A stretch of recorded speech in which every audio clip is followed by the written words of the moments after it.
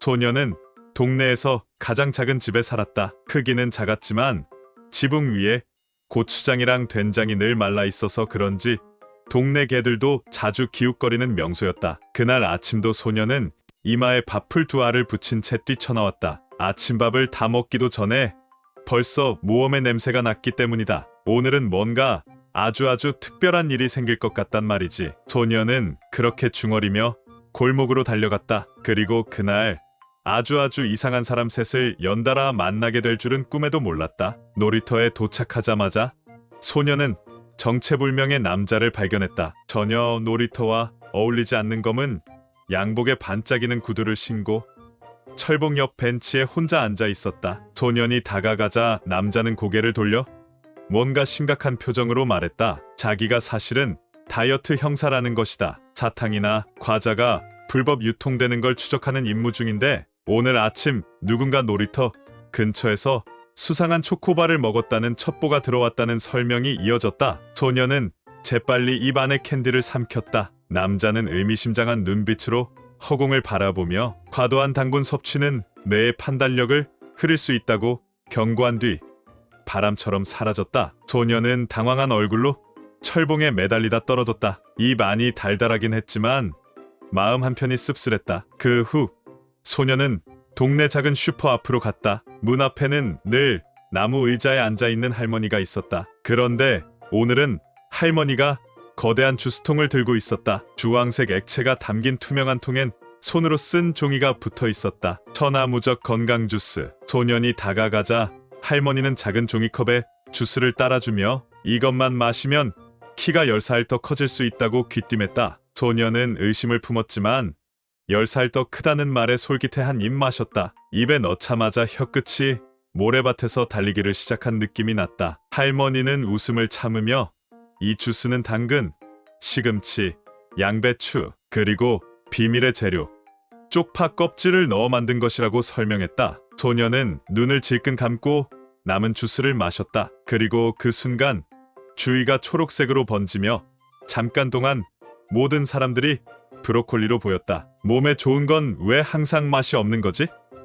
소녀는 속으로 그렇게 생각했다. 해가 중천에 떴을 무렵 소녀는 공원 벤치에서 잠시 쉬고 있었다. 그때였다. 멀리서 한 청년이 쓰레기통을 뒤지고 있었다. 소녀는 이상한 사람을 발견하면 꼭 관찰하는 습관이 있었기에 슬그머니 다가갔다. 청년은 낡은 모자를 쓰고 있었고 손에는 작은 노트와 볼펜이 들려 있었다. 그리고 쓰레기통을 뒤진 뒤 뭔가를 적기 시작했다. 소년이 눈을 동그랗게 뜨자 청년은 자기가 건강 습관 탐정이라며 조용히 말했다고 한다. 음식물 쓰레기의 양으로 그 집의 식습관을 파악하는 게 임무라고 설명했다. 그리고 오늘 오전 쓰레기통에서 3번 연속으로 발견된 게 바로 튀김, 옷만 벗겨진 치킨 뼈였다는 이야기를 풀어놓았다. 그건 다이어트를 하는 척하면서 먹고 싶은 건 다 먹는 고도의 기술이라는 것이다. 소녀는 그 말을 듣고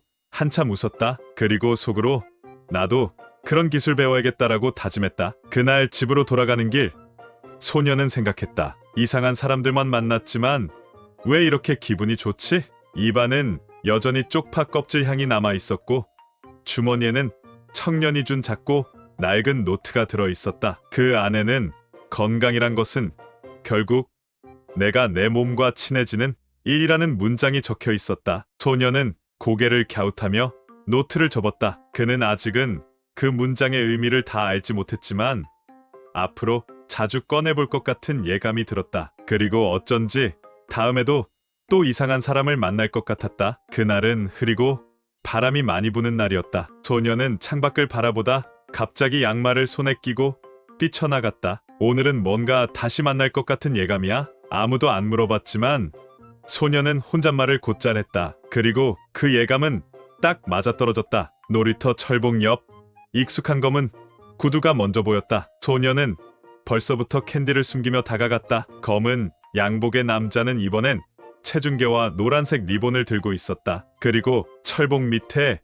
식후 30분 운동 금지 구역이라는 팻말을 붙이기 시작했다. 남자는 소년을 힐끔 보며 지난번에 캔디를 씹은 혐의로 다시 수사 중이라고 했다. 하지만 이번엔 눈빛이 다소 흔들렸다. 체중계 위에 자신이 올라갈 때마다 바늘이 무심하게 오른쪽 끝을 향해 쏠렸기 때문이다. 그는 기침을 몇 번 하더니 실은 자신도 야근 중에 편의점 샌드위치 2개를 먹은 날이 많다고 털어놓았다. 소녀는 그제야 안심하며 웃었다. 그리고 괜히 그에게 고무줄 놀이를 가르쳐줬다. 이상하게도 그날 이후 철봉 옆엔 운동은 즐겁게라는 작은 팻말이 붙어 있었다. 그 다음으로 간 곳은 슈퍼 앞 나무 의자였다. 주황색 건강 주스 대신 이번엔 진한 갈색 액체가 담긴 통이 놓여 있었다. 소년이 의심 가득한 눈으로 다가가자 할머니는 이번에는 피로 회복 초코 콩물이라고 적힌 종이를 보여주었다. 할머니는 입을 삐죽 내밀며 아무리 몸에 좋아도 맛이 없으면 애들이 도망간다고 툴툴거리며 말했다고 한다. 그래서 이번엔 모두가 좋아하는 맛으로 만들었다며 컵을 내밀었다. 소녀는 조심스럽게 한 모금 마셨다. 달달하고 고소했다. 그런데 갑자기 속에서 뿌득뿌득한 기운이 올라왔다. 할머니는 희죽 웃으며 맛은 달콤하지만 안에 들어간 건 여전히 시금치와 브로콜리라고 설명했다. 내가 속은 건가? 소녀는 머리를 긁적이며 컵을 내려놓았다. 하지만 이번엔 다 마셨다. 이상하게도 맛있다는 생각이 들었기 때문이다. 그리고 슈퍼 앞 벽엔 맛있게 속이기 작전 1단계 성공이라고 쓰인 종이 쪽지가 붙어 있었다. 공원에 도착했을 땐 청년이 나무 그늘 밑에서 노트를 펼치고 있었다. 쓰레기통은 멀쩡했다. 대신 청년은 샌드위치를 들고 있었다. 소녀는 눈을 반짝이며 다가갔다. 청년은 오늘부터는 건강기록 탐정으로 직업을 바꾸었다며 자신이 직접 만든 건강 체크표를 보여주었다. 표에는 밥 먹을 때 20번 이상 씹기, 하루 한 번 하늘 보기, 웃기 싫어도 3초 이상 웃기 같은 이상한 항목이 가득했다. 소녀는 그중 하늘 보기가 마음에 들었다. 청년은 자신도 처음엔 웃기기 싫은데 억지로 웃었더니 진짜로 기분이 좋아졌다고 했다. 그리고 건강은 근육보다 버릇에서 시작된다는 문장을 노트 맨 아래에 적어 놓았다. 소녀는 그 말을 곱씹으며 하늘을 올려다봤다. 그 순간 참새 한 마리가 머리 위로 똥을 떨어뜨렸다. 소녀는 뒷걸음질을 치며 외쳤다. 하늘은 한 번만 보면 충분한 것 같아. 그날 저녁 소녀는 작고 낡은 노트를 꺼내 표지를 열었다. 어느새 그 안에는 이상한 사람들의 말들이 메모처럼 가득 채워져 있었다. 당분은 뇌를 속인다. 맛은 가리고 건강은 숨긴다.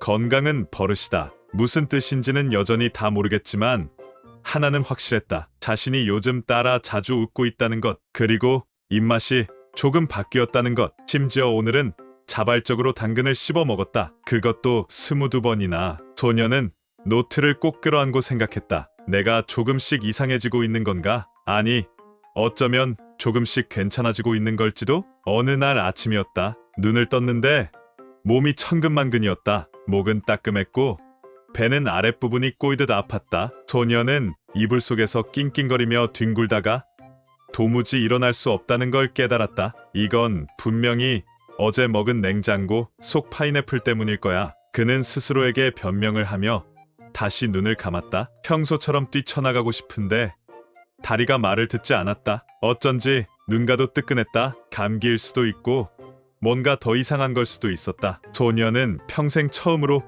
병원이라는 단어를 떠올렸다. 병원은 그에게 TV가 느리게 나오는 곳이었다. 의사는 흰 가운을 입고 사람들의 배를 누르며 무언가를 알아맞히는 마법사처럼 보였다. 그날 의사도 소년의 배를 눌렀다. 그리고 장염이라는 이름을 말했다. 식사 후 바로 아이스크림을 먹었다거나 찬 과일을 꾹꾹 눌러 먹은 게 원인일 수 있다는 설명이 이어졌다. 소년은 입술을 삐죽이며 고개를 끄덕였다. 그 순간 이상한 사람들의 말이 떠올랐다. 다이어트 형사가 했던 말, 과자 하나가 몸의 리듬을 바꿀 수 있다는 이야기, 건강 주스를 권하던 할머니의 비밀 재료들, 그리고 청년이 노트에 써둔 문장, 건강은 버릇에서 시작된다. 소녀는 갑자기 무서워졌다. 이건 그냥 배 아픈 게 아닐지도 모른다는 생각이 들었다. 진짜로 아프면 어떻게 되는 거지? 소문이 빠른 동네였다. 소년이 병원에 입원했다는 이야기가 퍼지자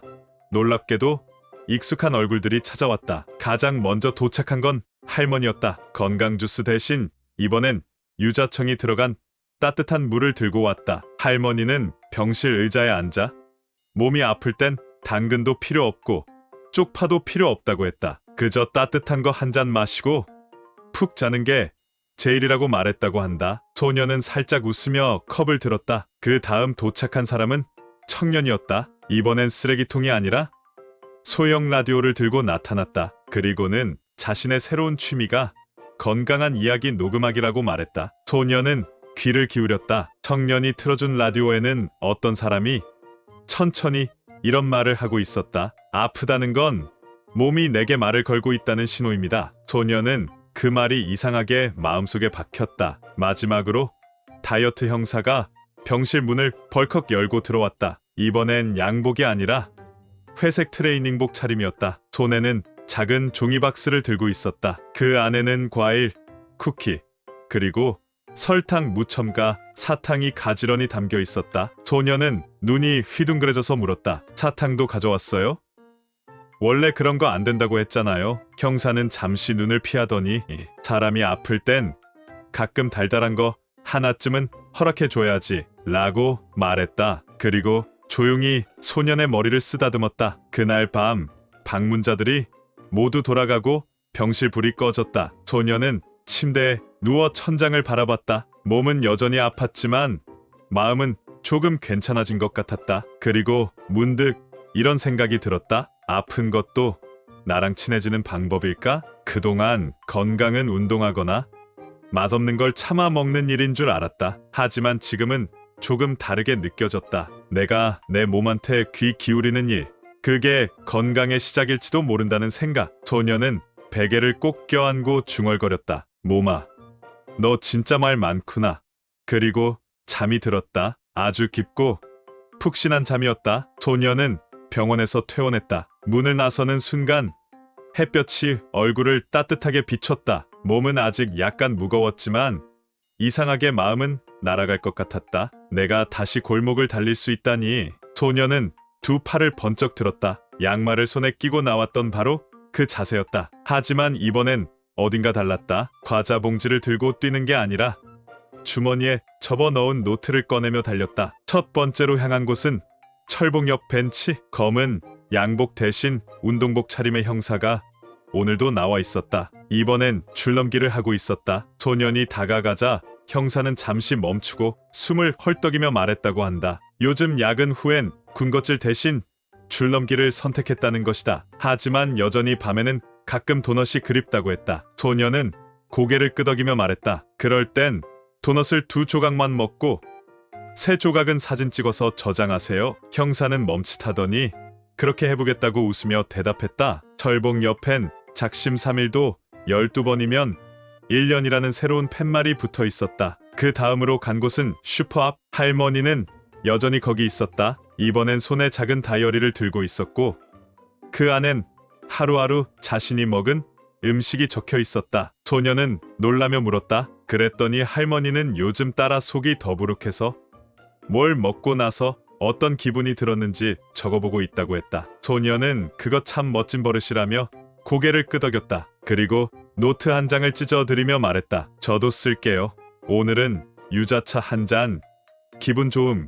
배 안 아픔. 할머니는 그걸 읽고 나직이 웃었다. 그리고 말했다. 건강은 결국 매일매일 나를 살피는 연습이란다. 소녀는 그 문장을 머릿속에 꼭 붙잡았다. 마지막으로 향한 곳은 공원. 청년은 나무 아래에서 라디오를 정리 중이었다. 소녀는 달려가며 외쳤다. 녹음기 아직 있어요? 청년은 고개를 끄덕이며 장비를 꺼냈다. 그리고는 마이크를 소년에게 건넸다. 소년은 살짝 쑥스러워하면서도 마이크를 잡고 말했다. 오늘은 제 목소리로 말해보고 싶었어요. 소년은 천천히, 조용히, 하지만 단단하게 말했다. 저는 아파보고 나서 알게 됐어요. 건강은 도망가지 않게 잡아두는 게 아니라 매일 새로 알아가는 거라는 거요. 몸이 말을 걸어오면 이제 도망치지 않고 들어줄 거예요. 청년은 소년을 바라보다 고개를 끄덕였다. 그리고 다시 마이크를 조심스럽게 껐다. 밤이 되어 소년은 방 안 조용한 책상에 앉았다.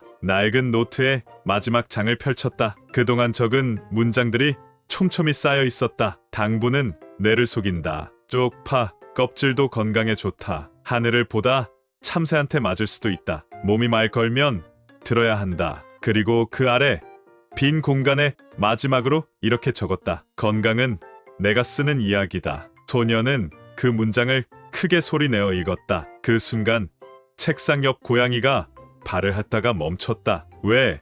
나 좀 멋있지 않냐?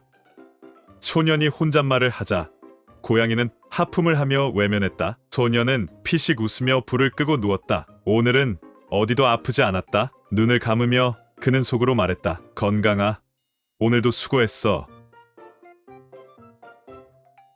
오늘도 건강한 이야기 재밌게 들으셨나요? 몸이 말 걸어올 땐 무시 말고 살짝 귀 기울여 주세요. 그리고 무엇보다 억지 말고 재밌게 건강해지기 구독과 좋아요 부탁드립니다. 우리는 다음 이야기에서 또 만나요. 안녕.